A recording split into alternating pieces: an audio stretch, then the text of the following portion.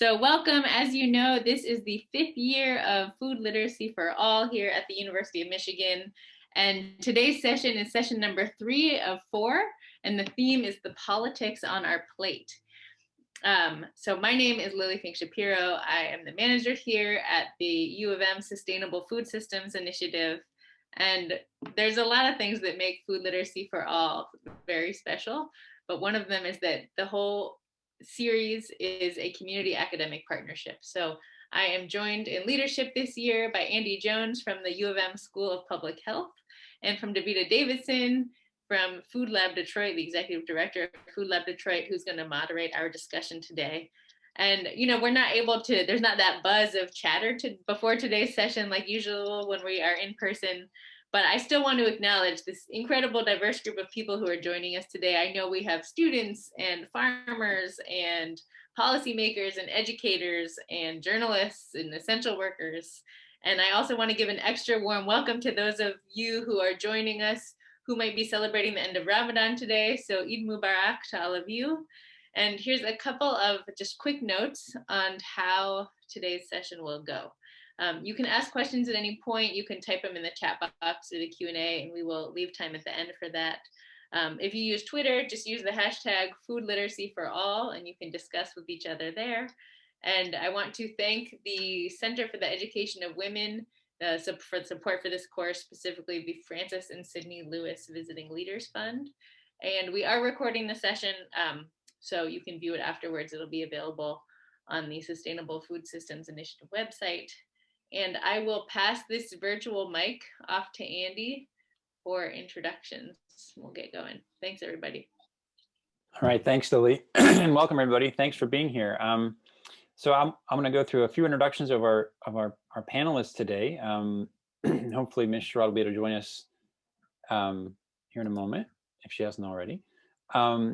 So we have Dr. Samina Raja with us, who is a professor of urban and regional planning at SUNY Buffalo, where her research focuses on planning, policy, and design for sustainable food systems and healthy communities, and in particular emphasizes the necessity for equitable and inclusive planning processes. She's the founder and principal investigator of the Food Systems Planning and Healthy Communities Lab, or the Food Lab, as it's called, a research team that critically examines the role of local government policy in facilitating equitable, healthy, and sustainable communities. The lab is especially focused on community food systems as a space and lever for creating positive change in Buffalo, New York, and in the global South. In addition to these roles, Dr. Raja is also Associate Dean for Research and Inclusive Excellence in the School of Architecture and Planning at University of Buffalo, as well as a co-director of the university's Community for Global Health Equity, which focuses on understanding the role of planning and policy in building sustainable food systems and healthy communities. So we are super lucky and happy to have you here, Dr. Raja. Thank you so much for being with us. I'd also like to introduce our second speaker, which is Ms. Shirley Sherrod. Ms. Sherrod is a civil rights pioneer who's worked on behalf of Black and rural farmers for decades. During the 1960s, Ms. Sherrod and her husband, the Reverend Charles Sherrod, founded the Southwest Georgia Project and helped to form several land trusts in Southwest Georgia, in particular New Communities, Inc., a 6,000-acre collective farm located in Lee County, Georgia. It was the first community land trust in the United States, designed to provide an equitable and sustainable model of affordable housing and community development while providing African-American farmers the opportunity to farm land securely and affordably. Ms. Sherrod also went on to work with the Federation of Southern Cooperatives to help African-American farmers keep their land. Ms. Sherrod earned a master's degree in community development from Antioch University through the Rural Development Leadership Network, and later served on the board of that network until she resigned after accepting a position with the United States Department of Agriculture in 2009 as the Georgia State Director of Rural Development. She is also the recipient of the 2018 James Beard Foundation Leadership Award. Ms. Sherrod currently serves as the Executive Director for the Southwest Georgia Project for Community Education, a nonprofit she co-founded with her husband, and is Vice President of Development for New Communities at Cypress Pond. She also serves on the boards of the Rural Advancement Foundation International and Rural Development Leadership Network and the Albany Chamber of Commerce. So we are incredibly lucky and thrilled to have Ms. Sherrod here with us as well. So Ms. Sherrod, thank you so much for being here. I'm not seeing everybody. Great, she's with us now. So with that, I will turn it over to Davida to moderate the beginning of the discussion. Thanks so much. Thanks, Andy. Thanks, Lily. And thanks to Miss Sherrod's tech team. I see you all getting Miss Sherrod together. So thank you so very much. Can you talk a little bit about, again, the connection between you and Miss Sherrod? Yeah, happy to do it. I think the most direct and superficial connection is that I was in Dougherty County trying to understand how local government can do a better job of building equitable policy around food. And what I learned was that there was a history of work happening in Dougherty County, Georgia, that had been rebuilding the food system. But in the formal policy conversation, the big P, if you will, that language was not filtering in. So I happen to know, here's the local government policy as it's written, but I also happen to know that there was all this incredible work happening in the county led by Ms. Sherrod. So really my first introduction to her in person was this incredible amount of work rooted in a place that she had done. And despite that, in the local government conversation, the local government was not necessarily acknowledging what was happening in her own community. But the longer term connection here, I think not just for me and for everybody in the United States, is that a connection that I guess I didn't even know about, and I think most of us will recognize this, that I was interviewing her as a researcher and had this epiphany that I was actually here doing food work because of the work that she had done decades before I even arrived in the United States. In other words, the work that Black leaders and Black farmers have done in the United States, we may not know them visibly, but that's the work that we all stand on. And that's a deeper way that I think I've come to honor Ms. Sherrod's legacy, and so grateful for her presence and delighted to be in conversation with her. Back to you. Yeah, that's fantastic. And before I go down to Georgia and talk to Ms. Sherrod about that exact same thing, let me just say, Dr. Rajad, that one of the things that you do as a instructor, as a professor, as a researcher in academia, is that you provide information to the public. And I just think that food literacy, which is the title of this kind of workshop series, is so powerful and it can be leveraged. And I believe that in an informed public with unbiased context and analysis can make change. And with that said, it was Barack Obama who told us change only happens when ordinary people get involved, get engaged, and come together. And my last question to you regarding that, before I ask Ms. Sherrod this same question, is why should people even care about politics anyway? We're talking about politics on the plate. We're talking about food literacy. Why should I care? Why should our audience care? Great question.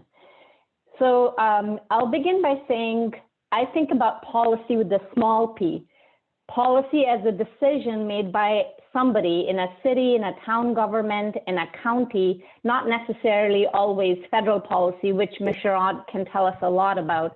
But on the little p, 40,000 local governments in the United States, city governments, town governments, county governments, they shape our cities, they determine where the roads go, why jobs are invested in, why do we put money into sewer infrastructure. You pick all the public services that city governments provide. But all of city governments, using them as an example in the United States, right now put a lot of money into quote unquote public safety, AKA police. But a very small proportion of the same municipal budget goes to food or urban agriculture or even rural agriculture. If there is one reason that we should all care about policy, small p, is this simple example: why did we decide that local governments ought to be investing in police and not food? That's one. The second example is, how did we decide in the United States, who decided that we have to value land that is under casinos as higher and better use than land under a farm? Who gets to decide that? The third and final one is who gets to decide that a person living in their neighborhood has to respond to a gentrification pressure and has to leave the neighborhood, that they can no longer afford to live in their neighborhood because land values and property values are such that they can no longer live there. Who decides that? If you care about those three things, then you have to care about politics and policy and about food. Oh, so beautifully said. And I love that you are speaking from the perspective of the small P, right? I believe all politics start at the local level. Ms. Sherrod, can you take us from the small P to the big P? I was wondering if you can expound on what Dr. Rajad just said in terms of the small P in politics, meaning all politics are local, and then the big P from a federal level, because you've been engaged in both. You've been organizing in your community, advocating in your community, lifting up the voices of the marginalized Black farmers in your community. And then you also went to go work for the USDA. So you've been in both.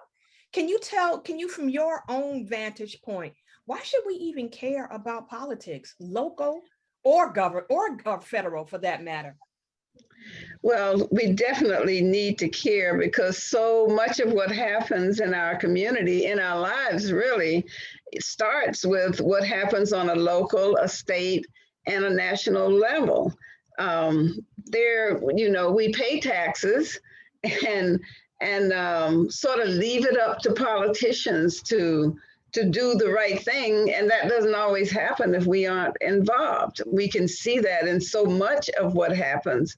I can give the example, just trying to get a simple aggregation site for farmers and bringing healthy food into the community. There's money allocated each year here for economic development. Who wouldn't try to embrace the food efforts for that? And when Samina was here, the economic development person stated in a meeting that he wasn't, his job was to bring jobs in to the area. Jobs haven't been coming in here for years, but yet we'll spend so many thousands of dollars every year trying to get a company to come in that's not coming, and then ignore what can be done on the local level. So it forces those of us who are working on these issues day after day to try to create things that can help in spite of what the local is doing. And then if you go to the national level, Georgia came through with the runoff back in January, but so many people were focused on the urban areas of the state, and those of us who work in the rural areas knew that we had to motivate people in the rural Georgia to come out and vote because their lives literally depended on what happens. So we cannot ignore politics. It doesn't stop you from trying to build and do the things that you can do, but you definitely have to realize the role politics play in our lives today. Absolutely. And I am fangirling right now. Not only are you two just brilliant in what you do, but I consider myself an urbanist, a localist, and economic and community development done from the bottom up is kind of my love language, right? I love talking about how you do equitable economic and community development. A large part of it is because before I moved back to my hometown, Detroit, I lived in New York for almost 20 years, 18 years, and every community that I lived in, from Harlem to Brooklyn to Queens, and then I bought a home in Long Island, I was gentrified out of those communities. As you can believe this, like the first apartment that I had in Harlem was a third floor walk-up that I paid $780 a month for. That same apartment building now is a luxury condo, where those condos are $1.2 million in Harlem. And so my question is, as this relates to government and economic development, is that traditionally what we have seen happen, and I want you both to comment on, put your community and economic economic development hat on, if you will, is that we have seen our government give tax abatements, give tax breaks, reward corporations, and it sometimes cost our local neighborhoods and cities 45 up to $50 billion. Oh my gosh, you guys should have seen in the city that I live in, Detroit, how they just laid down when Amazon was looking for their second headquarters, right? All kinds of tax breaks. At this moment, at this time, as we are pushing government, can we do things radically different? Can we do economic development in a way in which we not only involve people in the process of what that really looks like, but we can have a different outcome, right? And so, Dr. Rajad, I was wondering if you can kind of speak about the importance at the intersection of process and politics. Great question, Davida. I'm going to use the same example from the work that we did for this national project in which Doherty County was one of the counties. I should clarify that project's name is Growing Food Connections, and it was in 8 different counties across the United States. And what we were trying to understand is in what counties are there more equitable outcomes tied to food or community development outcomes, to your question. And what we learned, it was a 5-year process of documenting what was happening. And what we learned about policy processes is that whatever you put into the process is what you get out the other end. It seems somewhat straightforward, but those of you who are chefs will understand this, that what is your recipe for a particular food dish is what you're going to get at the end, right? So what we learned was whoever was setting the table for policy processes ended up having very different conversations than people who claim to do good policy but never invited people to design the table. And I'm not talking about, let's call people to the table, but really who was designing the table rather than who was being invited to the table. So a colleague of mine and I worked on a paper, which the title of that I think answers your question, which is that if you fail to include in the process, you will basically create a plan that will exclude.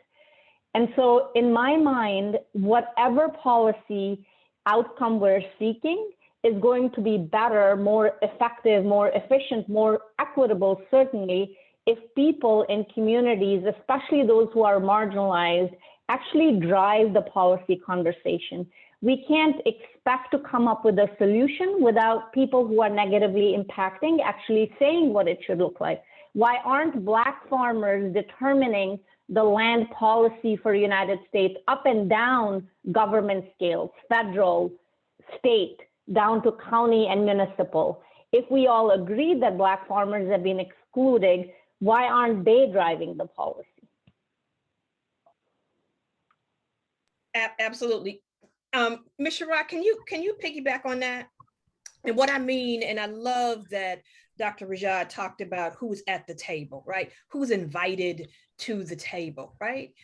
You know, there's a proverb that we use in community organizing here in Detroit that says anything about us without us is not for us, right? And so it is important that we are involved in the process. Here's the thing, Ms. Sherrod. You know, there has been so much focus on Georgia, and particularly the fact that Georgia sent 2 senators to the Senate, right? Senator John Ossoff, Reverend Raphael Warnock. But Georgia also has a congressman, I do believe he's even out of the Atlanta area, Mr. David Scott, who's the chairman of the Congressional Ag Committee. I mean, you all have the chairman of the Ag Committee. I think Reverend Warnock is also joining Cory Booker in a bill for Black farmers. How involved are actual Black farmers at the table? From a congressional standpoint, from a senatorial standpoint? I hear about all these policies that are being created, which sound great, but how involved are Black farmers in creating these pieces of legislation? Can you talk a little bit about your involvement? Yes, I can tell you that, you know, especially since the pandemic, those efforts, they're not reaching out to us, those who are out here working in the field and have worked in the field for so many years. So you're creating something that we really need to have. We really need to be at the table, let me say, as you create this. And I'm not sure of who they're reaching out to. Maybe it's the people who live in and around DC. Maybe it's some who, that I'm aware of who have a loud voice, and say they represent lots of people when the reality is that they're not. So there's those of us who have been out here the last 50 years working on these issues. And you would think there would be some effort to reach out to some of us, because we have a lot of experience and some knowledge that could be helpful to those efforts. And no, they are not reaching out. They did not reach out when they were preparing these bills, because we could have been a lot more helpful in trying to put something together that will pass, that will be helpful, that will make a difference for Black farmers in this country. While she's getting up and running, I know they're trying to get her together, and that's okay. We completely understand. She is in rural Georgia, and her technology is not the best right now. This is a great example on why it matters that we expand infrastructure outside of our urban core, right? We are living this right now. That, you know, this is a living example that we're going through right now as we're having a national conversation about infrastructure. For those of us that are participating in this Zoom call, I hope you all see that right now in real life, in real time, you see why it is so important to expand infrastructure out into our rural areas, so individuals like Ms. Sherrod can participate with ease in such a powerful conversation as this one. So just show us and I have another break. This is also a learning experience for us all. So Dr. Rajai, while Ms. Sherrod is navigating through her challenges, and I know she'll be back, can we talk a little bit or stay a little bit on the process part and the importance of folks having a seat at the table? And I think where I want to go with this is not who's at the table. I want to talk about who's at the table. And the reason why I want to talk, and I'm not talking on academia.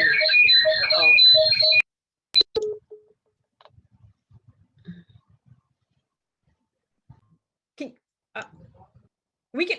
Oh, she was on mute. I'm not picking on academia at all, Dr. Rajai, but you know, one of the things that I'm sure Ms. Sherrod will comment on when she's back, but one of the things that I have quite a bit of tension around when we start talking about the process and who's at the table and in the importance of community being involved, is because there is a common phrase that is being used: food deserts. It originated from academia. That word did not come out of community at all. It was then picked up by the USDA, and food desert describes a community where the residents in that neighborhood don't live within a 1 mile walking distance from a full service grocery store or supermarket that's able to provide fresh fruits and vegetables. Food deserts, that terminology is super harmful to those individuals who live in communities that live under food apartheid. That's the word that we like to call it. That adequately describes that our neighborhoods are under the conditions of apartheid, which points to systemic structural policy issues that created our communities. Can you talk a little bit about, and again, this is just, I know this is a conversation, I'm not trying to be controversial at all, but can you talk a little bit about some of the downfalls and some of the things that academia and universities, when they're doing research in our communities, that they need to be looking for when we talk about the process of who's at the table and honoring the citizens and residents of communities that you all are being welcomed into? How did you do it when you worked with Ms. Sherrod? It's a good question. Davida, I don't think you're being controversial at all. you're asking a question. I'm gonna channel Ms. Sherrod actually. So what I learned from her, how about that, until we know her audio is working. I will say that there are two answers to your question, or two-part answers. One is how researchers themselves are trained, and then how they learn in the process and change over the stage of their career. I will say that for me, Buffalo has been an incredibly generous and teaching city, as well as the elders in the food community, including Ms. Sherrod. In the city of Buffalo, I too was a researcher who tried to measure what's in the neighborhoods. I am, in fact, a quantitative researcher, and very early on, when I went out to document what are the stores in a neighborhood, a young man said to me, I never go to that farmer's market, the one that you're pointing to. And my question to him was, well, why don't you? And he said, because I don't belong there. So what happened was, when I was doing this measurement of quote unquote, what is in the food environment, it was actually a young man who taught me that even if it shows up on my map, it does not hold meaning for him. It is not a place that he feels that he belongs. And there's a bigger story there. His point was what you are saying, that he felt excluded for a whole set of circumstances that, maybe I don't have to explain here.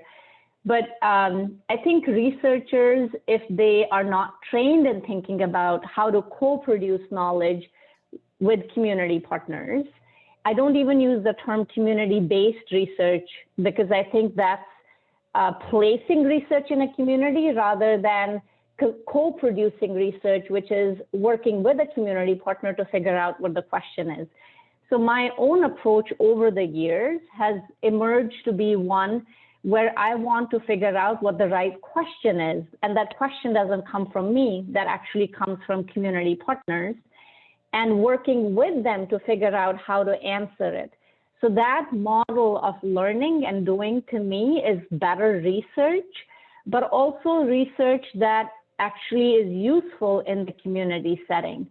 So in the city of Buffalo, I am part of a network of partners called the Buffalo Food Equity Network, and I work with an elder in the food space, Gail Wells. I don't know if she's on the call or not, but Miss Gail actually has a totally different set of questions that she wants me and others to answer, and it's her questions that drives our research. It's our community partners' questions that drive our research, which reduces the risk of me going down the food desert path. So I guess my short answer to your question is yes, academia has made mistakes and will continue to make mistakes until they recognize that co-production of knowledge, co-producing it with community partners is the way to move forward. Now, have I done that perfectly? Absolutely not. I've made lots of mistakes, but I'm prepared to be held accountable by my community partners who really will tell me every day all the ways that I do things wrong. With Ms. Sherrod, honestly, I learned so much from her. I was telling you when I was doing her interview, in the middle of the interview, I forgot to ask my questions to her because it completely reframed how I was approaching food policy in Dougherty County, Georgia. I had gone there to investigate the connections between farmers and low-income consumers. That was literally the research question. What changed? What changed was her immediate response required me to understand the history of agriculture, history of Black agriculture in the United States. Her first answer to my question began with, let me tell you about a time when my father was working. And so it took me back to the legacy of steep racism, structural racism, and I had to do some real work to understand what's the history in the food system that results in policy. If I had not had that opportunity really to reframe the question with her, I might come up with really, it might seem like a systematic research answer, but it would be the wrong one. So I would say, in my own case, I've learned that I'm better able to ask a question if I'm working with a partner rather than coming from the academy and thinking that I have the right questions. Yeah, you know what? I want to stay with this, Dr. Rajak, because you said something that was so important. And the reason why I lift this up is because we are living at a time where we're talking about politics on the plate, and we're talking about food. We're talking about an issue that should be so that affects everyone. We're talking about an issue that really shouldn't even be a partisan issue. Food and access to healthy, fresh food, I think it should be a human right. And I would think that that is something that everybody could get behind. But this is so important. And unfortunately, Ms. Sherrod isn't here to join us. But what I want to talk about is that historical context piece and how that is so important. And just going down to Georgia, talking to Ms. Sherrod, and when she told you the history, it totally changed your entire perspective. You didn't even get to ask the questions that you wanted to ask.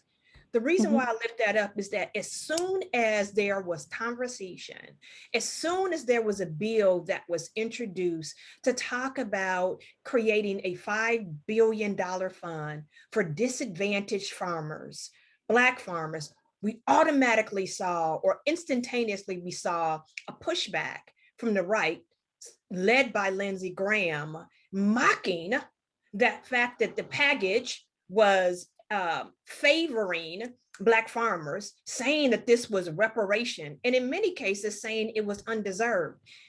How do we, in your opinion, how do we even begin to create bipartisan solutions around having an equitable food system if we can't even agree that a segment of farmers who at one point owned millions of acres of land, and over 80% of that land was stolen from them in a lot of cases, the fact that they should have the opportunity to reclaim that land. If we can't even agree on this, how do we come up with bipartisan solutions? Great question. And a very difficult one. I really wish that Ms. Sherrod was here to answer this question. I think that, you know, the world is complex. Audiences are complex. People who participate in policymaking processes are very diverse and very varied, not only in their political leaning, but in their life experiences, in their analytical ability, in their understanding of what happened to land in this country. So I will joke here that I have a Kashmiri American lifespan, so I have a pretty short time to convince people on this earth. So I'm no longer suggesting to anybody that we convince people who don't share values, who don't share the fundamental rights, values, and everybody's ability to exist and thrive in the world. So let's set that piece aside. We don't have time for that. But the people who do agree that everybody has the right to thrive and right to a good life, and we are a country that believes in that, then in that case, there is a problem with information, a problem with history, a problem with analysis. And I think that, especially in my role as an academic, I think we have to do a better job about teaching the history of the food system in this country. We have to teach about the power embedded in the food system and the politics behind why our food system is the way it is. You know, I'm trained as an urban planner, and I did not do my undergrad or master's in this country. I actually studied outside of the country.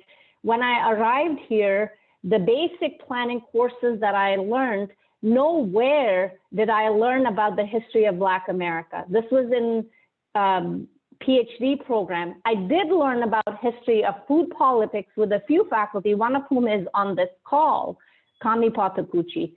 But in the mainstream planning literature, there's very little discussion for students about how did our cities get to be the way they were. There is no discussion of the history of enslavement and what happened to the food system, who actually put labor into it. So I guess I would say that in order for us to change how policy happens, and we have to have clarity and the courage to talk about history. Ahistoric analyses of the food system is what prevents people to talk about reparation with clarity and courage. If you don't know what happened to land loss and continues till today, then you have a hard time talking about reparation. If you don't know about land dispossession of Native Americans or indigenous people, of course you're going to have a hard time understanding why we're talking about reparation. That's a long answer. Absolutely. And also I want to give a shout out because you mentioned her, she's on the call. Cami Patagucci. I don't want to misspeak, but I think she's still at Wayne State University here in Detroit. And so thank you, Cami, for joining us. All my planners are on the call. So that's super exciting. I want to stay with that when I say all my planners. You lifted up, Dr. Rajat, that we don't, and you admitted it, right? So I'm just going to regurgitate back to you that sometimes academia, particularly in the area of urban planning and design, don't do a better job, or we can be better in teaching our students a little bit about history and context. And I guess with that being said, and within the academic setting, and I know we only have a couple of minutes left, I wonder if we could kind of end it on a more hopeful note, and a note that is encouraging, particularly as more young people get into urban planning or in the program. Can you talk a little bit about urban planning from the context of Buffalo? I'm not sure if you all have capstone projects that you do at the end, but are you encouraged by what you're seeing from our young people, the context of history that's being taught, them receiving that, and the hopefulness that we can do urban planning and design in a different way? And with that, we can marry it with policy that really allows us to create the kind of equitable development in communities, both urban and rural, that we imagine and envision. Great question. And we cannot not end on a note of hope, because that's what Ms. Sherrod would want us to do. She thinks of all this work as a marathon. She's not giving up. We can't give up.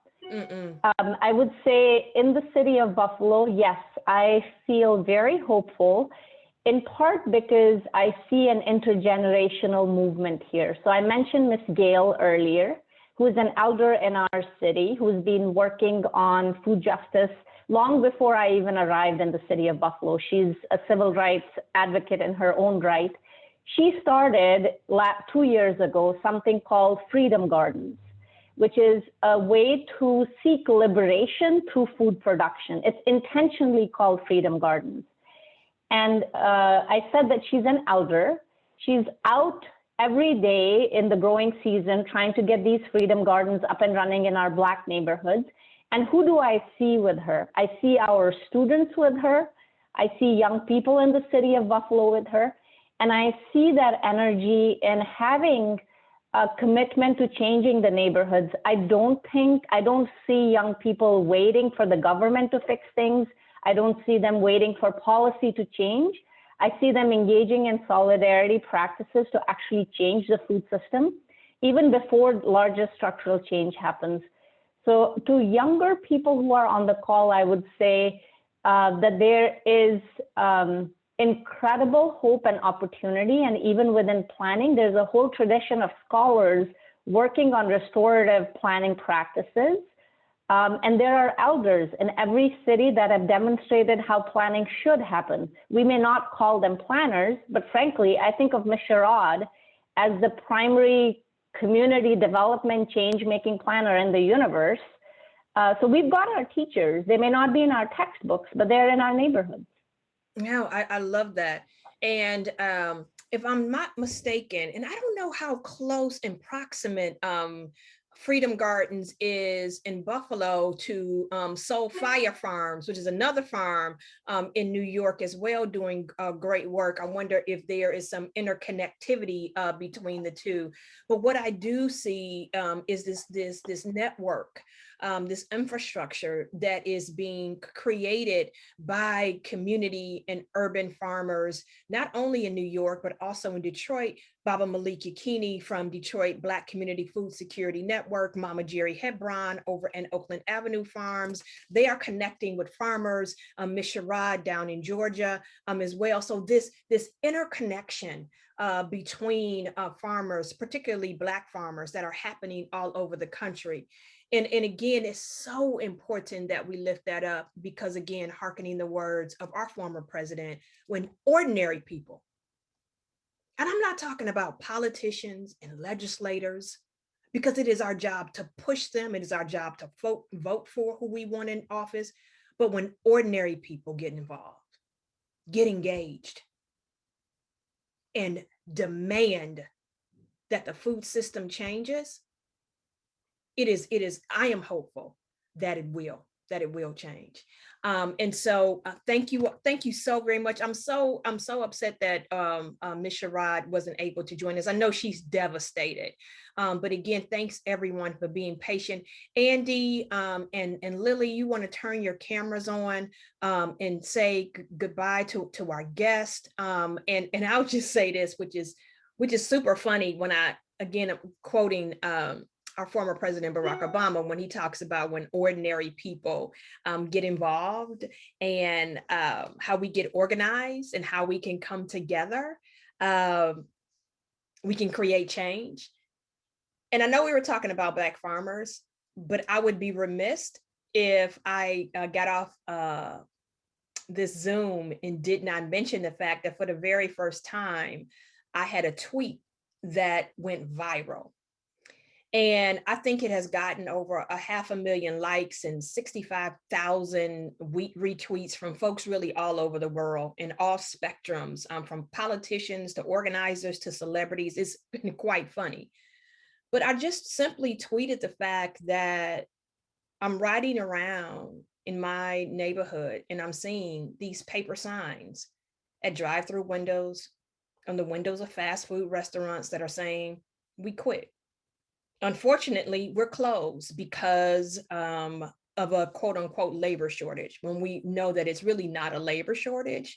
It's a shortage of restaurant owners who don't want to pay workers a fair and living wage. And all over the country, you are now starting to see essential, because we've called them essential restaurant workers saying, no more, no more. We are not willing to work for exploitive slave wages. We are not willing anymore to be not valued and not respected by owners and customers. We're not coming back. Over the course of 30 days, you've seen Chipotle make a major announcement that they are increasing their minimum wage to $15 to $17 an hour. McDonald's just came out this morning and said we're increasing our minimum wage to $18 an hour. What I am saying, and I'll harken back to the quote from Barack Obama, when ordinary people come together and organize and lift our voices, we can demand change. And so I just wanted to say thank you all so very much for joining us. And we all have work to do. If we really want to envision that food system that we talked about, we have to come together and work intersectionally across disciplines and demand that we have the kind of policies that will give us that fair and just and equitable food system. And so I'll turn it over to my partners in crime, my colleagues, Andy and Lily, to say goodbye to everyone. Thank you so much. And again, I apologize for the technical difficulties, but we so appreciate those who hanged in there with us this afternoon. Thanks, and thanks everybody. Davida, you really ended it with an inspiring quote. I can't do any better than that. I will, if you're still on the call, I will remind you, or June 10th, June 10th, it's a Thursday. That is going to be our 4th session. We're really excited. Join us again. We're going to be joined with 2 incredible food journalists, Patricia Escargena and Leah Douglas are going to be joining us for a conversation about the role in communicating and writing and reporting on really salient issues in our food system. So please join us for that. And again, thank you for bearing with us in our 2021 tech issues. Thanks so much, everyone. Thanks, Dr. Raja. Thank you, everybody. Be well.